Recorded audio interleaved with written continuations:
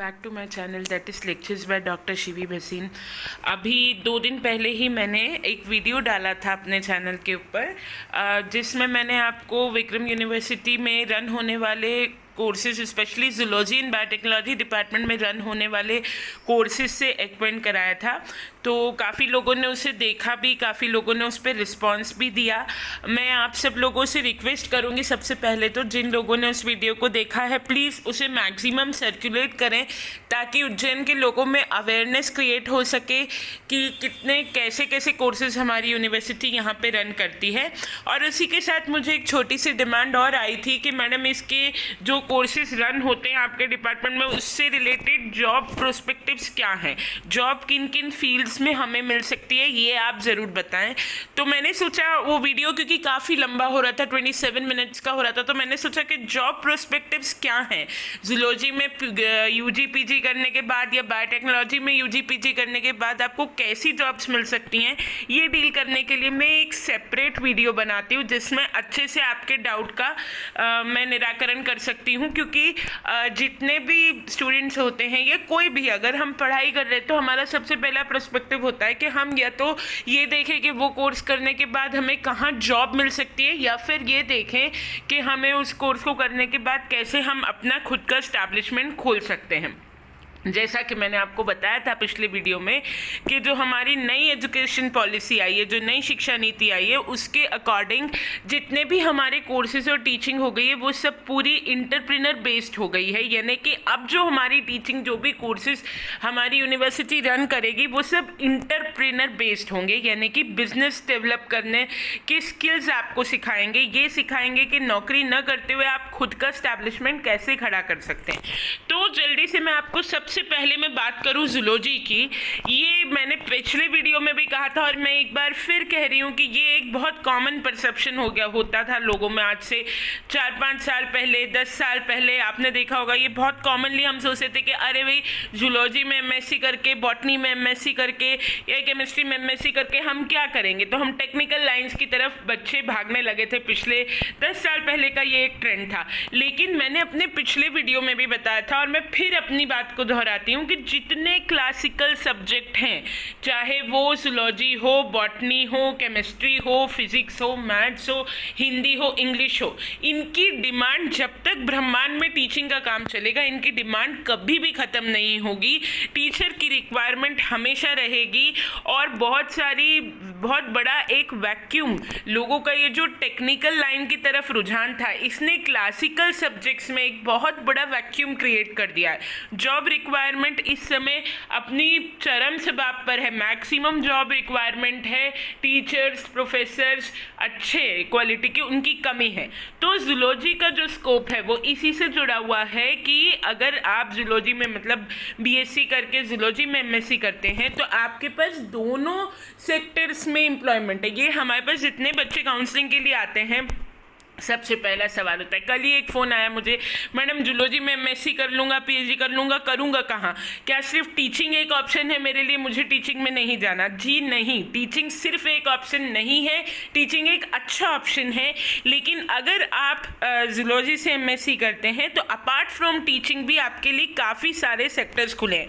मैंने आपको अच्छा एक्सप्लेन करने के लिए इसे 2 सेक्शंस में बांट दिया है। एक है कि जूलॉजी से एमएससी पीएचडी करने के बाद आपको गवर्नमेंट सेक्टर में क्या क्या जॉब मिल सकती है, और दूसरा है कि प्राइवेट सेक्टर में, इंडस्ट्रियल सेक्शन में, या फिर आप अपने खुद का बिजनेस अगर डेवलप करना चाहे तो क्या क्या आप डेवलप कर सकते हैं। सबसे पहले जो आज की सबसे ज़्यादा बड़ी डिमांड है कि मुझे गवर्नमेंट जॉब में जाना है, तो गवर्नमेंट सेक्टर में आपको कहाँ कहाँ जॉब मिल सकती है। एक टेक्निक होती है सेरीकल्चर की, जो सिल्क बनाने की विधि होती है, जिसको हम सेरीकल्चर के नाम से अप्लाइड जूलॉजी में सब बच्चे बीएससी से पढ़ते हैं। उससे रिलेटेड एक जॉब होती है सेरीकल्चर ऑफिसर की। एक सेपरेट सेरीकल्चर बोर्ड होता है और उसमें सेरीकल्चर ऑफिसर की वांट होती है, गवर्नमेंट जॉब है ये। इसमें एमएससी जूलॉजी वाले को प्रायोरिटी मिलती है।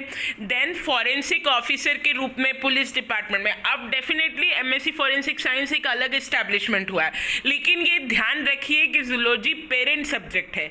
जूलॉजी वाला कभी भी फॉरेंसिक साइंस में, सेरीकल्चर में, बायोटेक्नोलॉजी में, एनवायरमेंटल साइंस में, इन सब से रिलेटेड जॉब में एब्जॉर्ब हो सकता है ना, क्योंकि यहीं से ये सारे फील्ड्स निकले हैं, ये पेरेंटल सब्जेक्ट हैं जूलॉजी बॉटनी, ठीक है। तो फॉरेंसिक डिपार्टमेंट में बहुत सारे, अभी भी सागर के अंदर जो फॉरेंसिक डिपार्टमेंट था उसके स्टैब्लिशमेंट में एक मेन रोल जिन्होंने, मतलब उसमें एक अच्छी पोस्ट पर हमारे ही डिपार्टमेंट के सर हैं डॉक्टर अनिल सिंह, वो यहीं के प्रोडक्ट हैं, एमएससी पीएचडी जूलॉजी ही हैं। तो फॉरेंसिक साइंस में जूलॉजी वाले भी अपॉइंट होते हैं। देन एंटेमोलॉजिस्ट बन सकते हैं आप। एंटेमोलॉजिस्ट का मतलब होता है कि जो इंसेक्ट्स की स्टडी करते हैं, जो इंसेक्ट्स के बारे में नॉलेज रखते हैं, वो आप बन सकते हैं।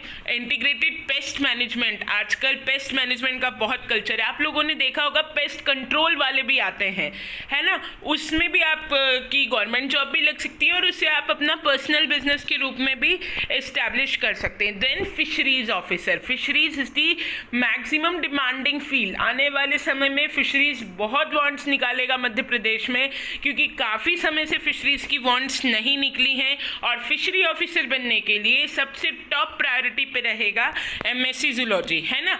एमएससी जूलॉजी वाला अगर हमारे यहाँ हमने डिप्लोमा कोर्सेज खोले हैं एक्वाकल्चर और फिशरीज में, यदि आप उसका कॉम्बिनेशन करते हैं साथ में, तो आप डेफिनेटली बहुत अच्छे ट्रैक पर होंगे फिशरीज ऑफिसर बनने के लिए। और मैं यहाँ पर अपने ही डिपार्टमेंट का एक एग्जाम्पल और दूंगी।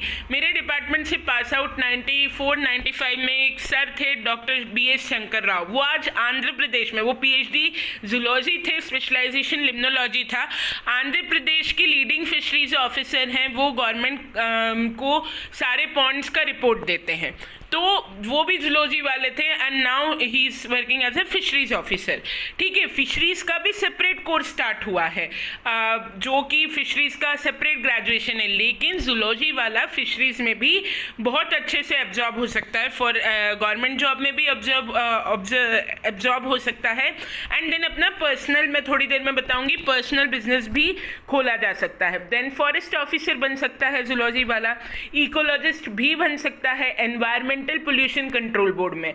जूलॉजी से पास आउट एमएससी पीएचडी लोगों ने एनवायरमेंटल पोल्यूशन कंट्रोल बोर्ड में भी काफ़ी जॉब्स पाई हैं। टीचिंग एंड रिसर्च में शुरू से बताती आ रही हूँ, यदि आपको स्कूल टीचर बनना है, if you are opting for a job in central school और नवोदय और एनी ऑफ दी स्कूल्स, चाहे आप संविदा का एग्ज़ाम देना चाहते हैं, सेंट्रल स्कूल के टीचर बनना चाहते हैं, या फिर आप किसी भी टीचिंग से रिलेटेड जॉब में जाना चाहते हैं स्कूल लेवल पे, तो मार्क माई वर्ड्स, आपकी एमएससी या तो जूलॉजी में होनी चाहिए, या बॉटनी में होनी चाहिए, या केमिस्ट्री में होनी चाहिए, ठीक है। अभी तक स्कूल लेवल पर ज़्यादा रिकग्निशन जो न्यू सब्जेक्ट हैं हमारे बायोटेक्नोलॉजी, माइक्रोबायोलॉजी, उन्हें दिक्कत आई है, ये एक प्रूव्ड फैक्ट है। ज़्यादातर वही लोग एब्जॉर्ब किए जाते हैं, वो वॉन्ट्स ही निकालते हैं कि 11th-12th बायोलॉजी पढ़ाने के लिए या तो आप एमएससी बॉटनी हो या आप एमएससी जूलॉजी हो, है ना। तो अगर आपको स्कूल टीचिंग में जाना है तो आपके पास यही ऑप्शंस हैं। अगर आपको कॉलेज टीचिंग में जाना है, again zoology is a very good option, है ना। आप BSc MSc PhD करके और कॉलेज टीचिंग में जा सकते हैं। PhD अब कंपलसरी हो गया है ना, नेट ऐप है या नहीं है, but you have to be PhD for going in college teaching. Then malaria officer और हेल्थ ऑफिसर, ये भी मलेरिया ऑफिसर पर भी हमारे यहाँ के लोगों का सिलेक्शन हुआ है जो MSc PhD जूलॉजी थे। अनफॉर्चुनेटली वो मैडम अब नहीं रही, तो मैं उनका नाम नहीं लूँगी, लेकिन मलेरिया ऑफिसर पर भी जूलॉजी के लोग जो हैं वो सिलेक्ट हुए हैं। बॉन्ड स्टेप निकलती हैं तो मांगा जाता है स्पेसिफिकली जूलॉजी वाला। हेल्थ ऑफिसर में भी यहाँ के लोगों का सिलेक्शन हुआ है। देन साइंटिफिक ऑफिसर भी जूलॉजी के लिए अलग से पोस्ट निकलती है, तो ये सब गवर्नमेंट सेक्टर की चीज़ें हैं। देन इसके अलावा यदि आप एक स्पेशलिस्ट फील्ड में जाएं तो आप बहुत जगह देखेंगे लिम्नोलॉजिस्ट MSc जूलॉजी वाले होते हैं। लिम्नोलॉजिस्ट मतलब जो फ्रेश वाटर की स्टडी करता है, रिवर्स की स्टडी, जितने आपके ये गंगा एक्शन प्लान हैं, जितने भी आपके ये नदियों के शुद्धिकरण के रिलेटेड प्लान्स हैं, ये सब लिम्नोलॉजिस्ट ही बनाता है। इवन जो आपका मोस्ट रिसेंट हम बात करें बायो रेमिडिएशन से रिलेटेड सेक्शन है, ये भी लिम्नोलॉजी वाले डील कर सकते हैं। हिमेटोलॉजिस्ट हो सकता है जूलॉजी वाला, यानी blood related counts, blood related study.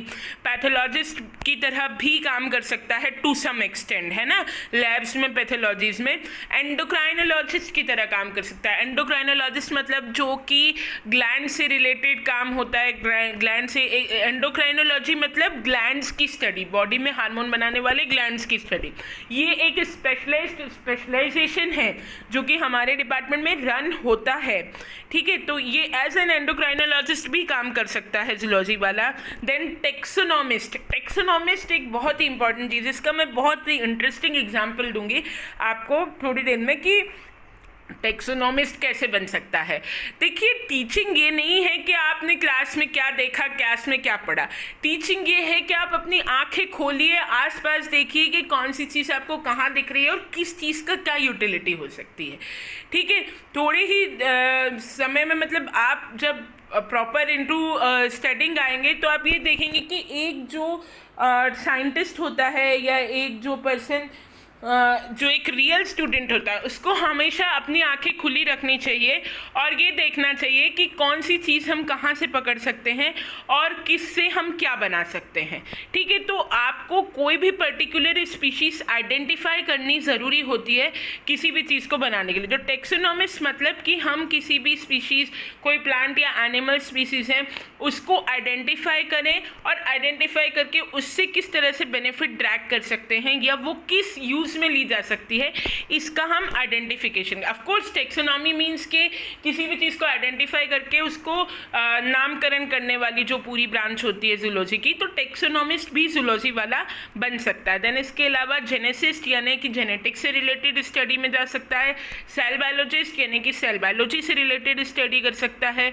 Microbiologist भी होते हैं, मतलब कि ये डीएनए का पूरा स्ट्रक्चर, उसकी पूरी मॉलिक्यूलर केमिस्ट्री, बायोकेमिस्ट्री की study. End of course immunologist भी होते हैं जूलॉजी वाले, यानी इम्यून सिस्टम की पूरी स्टडी, उससे रिलेटेड जितनी भी जॉब्स हैं, आप बड़े बड़े इम्यूनोलॉजिकल इंस्टीट्यूशन में प्लेस्ड हैं जूलॉजी के लोग। और इसके अलावा जैसा मैंने थोड़ी देर पहले आपको बताया कि पोल्यूशन कंट्रोल बोर्ड में बहुत सारे जूलॉजी वाले प्लेस रहे हैं, है ना। जूलॉजी क्योंकि पेरेंट सब्जेक्ट है, इसलिए एनवायरनमेंट रिलेटेड जॉब्स भी जूलॉजी वाले गेन कर सकते हैं। ऑफकोर्स एनवायरनमेंट की अलग डिग्री होती है, वो लोग भी कर सकते हैं, लेकिन जूलॉजी वाले भी इसमें अभी तक पाए गए हैं। देन इसके बाद ये तो हुई गवर्नमेंट सेक्टर की जॉब, आपके पास इतने सारे ऑप्शंस हैं। देन इसके बाद जो सेकंड हमारे पास ऑप्शन आता है, सेकंड जो हमारे पास कंडीशन आती है, ये भी बहुत से लोग पूछते हैं कि अगर मुझे इंडस्ट्रियल सेक्शन में जाना है तो क्या मैं जूलॉजी ऑप्ट कर सकता हूँ, क्या इंडस्ट्रीज में मेरा कोई रोल पार्ट रहेगा? जी बिल्कुल रहेगा आपका रोल पार्ट। जितनी भी प्राइवेट सेक्टर्स और इंडस्ट्रीज हैं वहाँ भी जूलॉजी में एमएससी करने के बाद, पीएचडी करने के बाद लोग एब्जॉर्ब हुए हैं। एक्वाकल्चर इंडस्ट्री, पानी से रिलेटेड जितनी भी इंडस्ट्री है, जैसे कि पर्ल कल्चर हुआ, है ना, मोती बनाना, है ना, फिश कल्चर हुआ, ठीक है, फिश कल्चर हुआ, पर्ल कल्चर हुआ, फ्रॉग कल्चर हुआ, ठीक है, प्रॉन कल्चर हुआ, है ना, इन सब की रियरिंग, प्रॉन, फ्रॉग, फिश, ये सब अच्छे से, ऑयस्टर कल्चर हुआ, ये सब अच्छे से रियर करना सिखाया जाता है। इसी का diploma school of studies in zoology and biotechnology ने खोला है ना। ये सब हम सेपरेटली अच्छे से आपको सिखाएंगे कि किस तरीके से फिश का कल्चर हम बढ़ा सकते हैं इंड्यूस ब्रीडिंग करा के, ताकि आपके पास अगर अपनी ज़मीन है तो उस ज़मीन पर आप एक तालाब डेवलप कर सकें और उसमें आप फिश रियरिंग कर सकें, ठीक है। तो फिशरीज का diploma with combination with MSc zoology आपको दो फायदे देगा। एक तो फिशरीज की वांट निकलेगी, तब आपको फ़ायदा मिलेगा, और दूसरा यदि आपके पास अपना लैंड है, उस पर आपकी खेती बाड़ी चलती है, तो गवर्नमेंट की बहुत स्कीम है जिसकी मदद से आप एक तालाब खोल सकते हैं और उसी खेती बाड़ी के साथ आप एक फ़िश कल्चर भी डेवलप कर सकते हैं, ठीक है। और उसी के साथ अगर मल्टीटास्किंग करना चाहते हैं तो एक तरफ एग्रीकल्चर का लैंड खोलिए, एक तरफ मछली पालन करिए, और साथ ही में आप डेयरी भी, यानी कि गाय भैंस पालन का जो प्रक्रिया होती है जिसको हम डेयरी टेक्नोलॉजी, वो भी हमारे यहाँ डिप्लोमा स्टार्ट किया गया है, डेयरी टेक्नोलॉजी भी स्टार्ट कर सकते हैं, जिसमें हम ये सिखाएंगे कि किस तरह हमें अपने जो एनिमल हैं उनकी केयर करके उनसे मैक्सिमम प्रोडक्ट्स अटेन करने हैं। सो ये आप एक पूरा एंटरप्रेन्योर बेस्ड मल्टीटास्किंग कर सकते हैं, ठीक है। ये एक जूलॉजी वाला जितनी अच्छी करेगा उतना अच्छा एक इलिटरेट इंसान नहीं करेगा। एक पढ़े लिखे इंसान का काम करने का तरीका एक लेमैन से डेफिनेटली बेटर होता है। ठीक है। तो ये जो चीज़ें हैं, जब आप नॉलेज अटेन कर लेंगे तो ये आप अपने प्राइवेट बिजनेस भी खोल सकते हैं। प्लस अगर कहीं पे किसी ने ये बिजनेस खोल रखे हैं तो आपको उसमें भी प्राइवेट सेक्टर में इंडस्ट्रीज जो हैं बड़ी बड़ी, जैसे अमूल में हमारे यहाँ के बच्चे एब्जॉर्ब हुए, ये सांची में एब्जॉर्ब हुए हैं, अमूल में एब्जॉर्ब हुए हैं, जूलॉजी वाले भी हुए हैं। ठीक है, तो ये सब चीज़ें यहाँ आप जा सकते हैं। पेस्ट कंट्रोल, मैंने कहा पेस्ट कंट्रोल एक बहुत इंपॉर्टेंट एस्पेक्ट है। पेस्ट का जो कंट्रोल है वो भी उससे रिलेटेड जितनी भी जॉब्स है उसमें भी आप जा सकते हैं। पेस्ट कंट्रोल तो आजकल खुद एक सेपरेट बिजनेस की तरह स्टार्ट हो गया है। कंपनीज पेस्ट कंट्रोल करती हैं। आप देखिए, सर्च करके देखिए कि आप अपने घर में पेस्ट कंट्रोल कराना चाहते हैं, बहुत सारी कंपनीज दिखेंगी आपको। सेरीकल्चर इंडस्ट्री, थोड़ी देर पहले मैंने बताया, सिल्क रेयरिंग इंडस्ट्री, जो सिल्क प्रोडक्शन की टेक्नोलॉजी होती है उसमें आप काम कर सकते हैं, सिल्क बनाना। एपीकल्चर यानी कि शहद बनाना, ये भी बहुत बढ़िया और बहुत अच्छी ब्रांच है। प्योर शहद का जो रिक्वायरमेंट है वो सदाबहार है, तो इस इंडस्ट्री में भी आप जा सकते हैं। लैग कल्चर, लैग बनाना। एनिमल हस्बेंड्री, जैसा मैंने बताया कि गाय भैंस किस तरह से पालें कि वो मैक्सिमम प्रोडक्ट उससे अटेन किए जा सकें, वो भी आप कर सकते हैं। प्लस ड्रग इंडस्ट्री में भी लिमिटेड रोल जूलॉजी वाले का होता है। लोग प्लेस हुए हैं इसमें QR सेल जो रहता है, उसका मैं नाम शायद मिस कर रही हूँ, उसके एक जो क्वालिटी कंट्रोल का सेल रहता है उसमें जूलॉजी वालों ने भी काम किया है। प्लस ऐसे भी जूलॉजी के स्टूडेंट्स रहे हैं जिन्होंने जो ये पानी बनाने वाली, जो बिस्लरी की बॉटल बनाने वाली इंडस्ट्रीज होती है वहाँ पर भी लोग एम्प्लॉयड हुए हैं।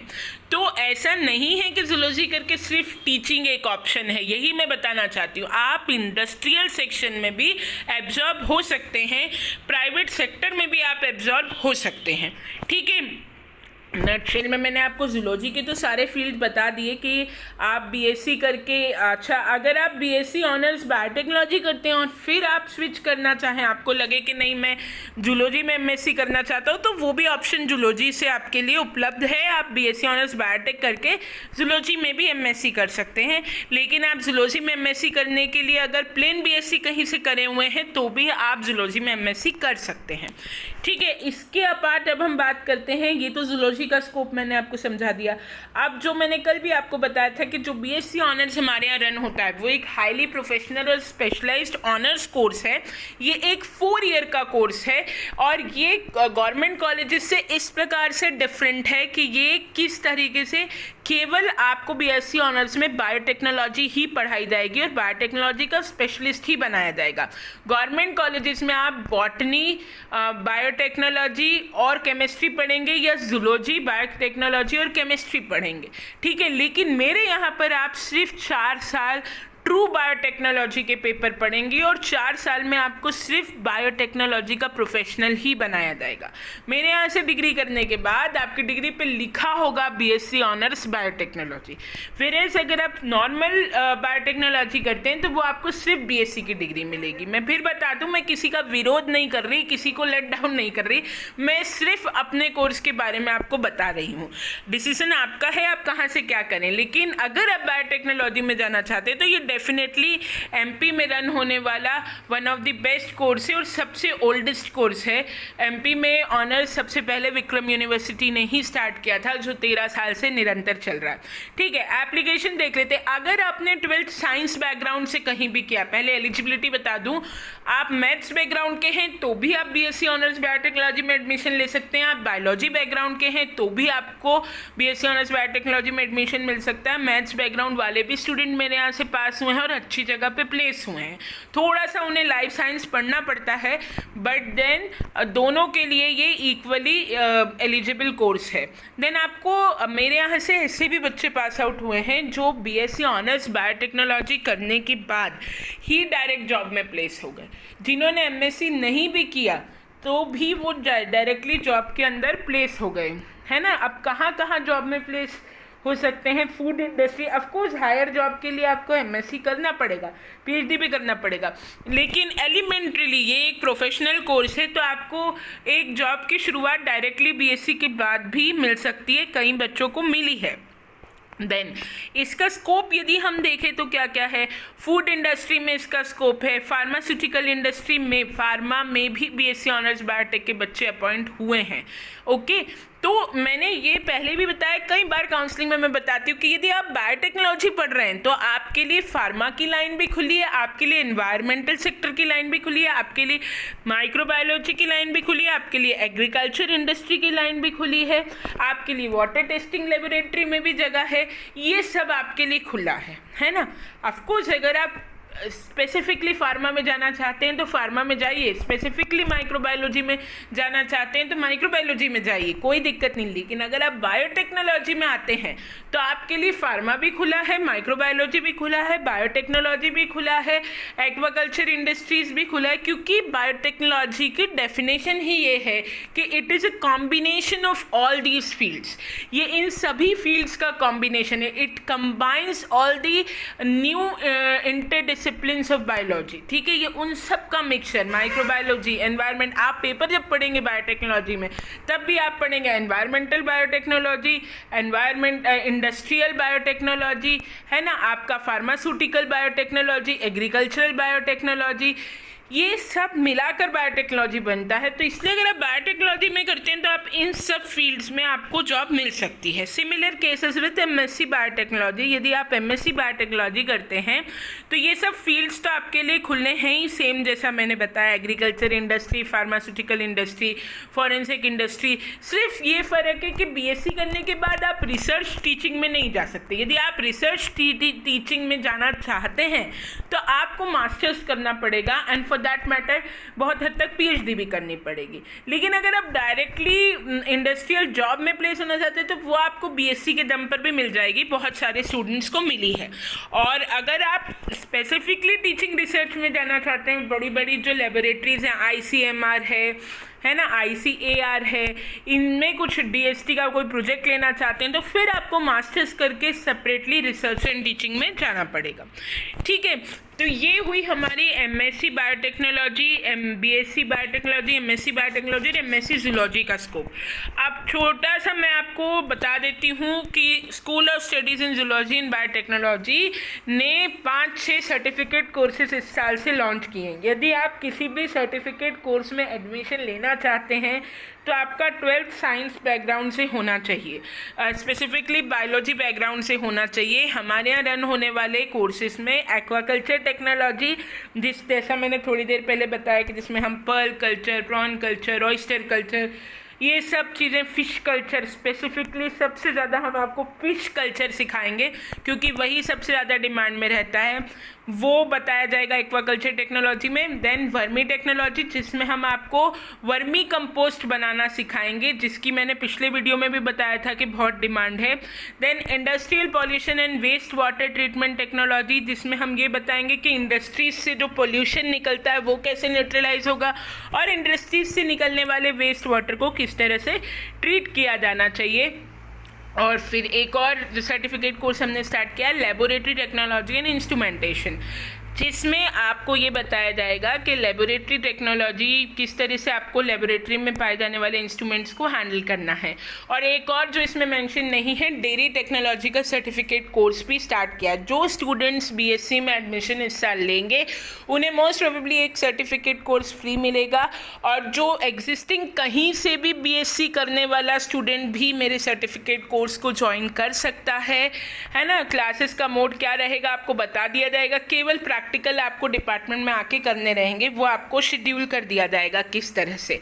इस सेशन में अभी ये वाला जो सेशन है फर्स्ट सेम वाला, इसमें हम एक्वाकल्चर टेक्नोलॉजी, वर्मी कंपोस्टिंग और डेयरी टेक्नोलॉजी, 3 जो सर्टिफिकेट कोर्सेज है वो रन करेंगे, है ना। और इंस्ट्रूमेंट का और इंडस्ट्रियल पॉल्यूशन का समर सेशन के साथ, मतलब 6 महीने बाद रन होगा, ठीक है। तो आपको सर्टिफिकेट कोर्सेज की ड्यूरेशन 6 मंथ है और इसकी फ़ीस 5000 रुपीज़ है ना। तो कोई भी अगर इसमें इंटरेस्टेड हो तो वो हमें कांटेक्ट कर सकता है।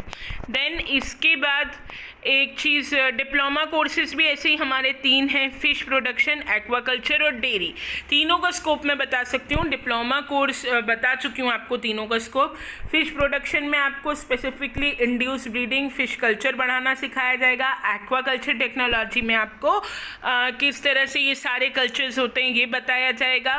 और डिप्लोमा कोर्स करने के लिए बीएससी आपका बायोलॉजी बैकग्राउंड से होना चाहिए। इसका जो ड्यूरेशन है वो 1 ईयर है और इसका जो फ़ी लगेगा वो 10,000 रुपीज़ लगेगा।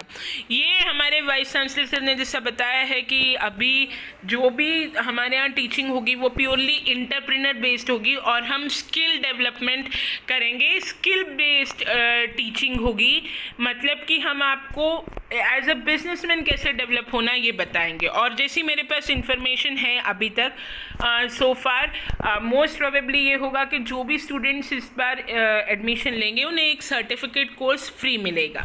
ठीक है, हालांकि अभी कोई रिटन नोटिस नहीं है, so I can't assure, but as far as I know ये इस बार हम नई चीज़ यूनिवर्सिटी ला रही है कि जो भी स्टूडेंट्स इस बार एडमिशन लेंगे उन्हें एक सर्टिफिकेट कोर्स फ्री मिलेगा।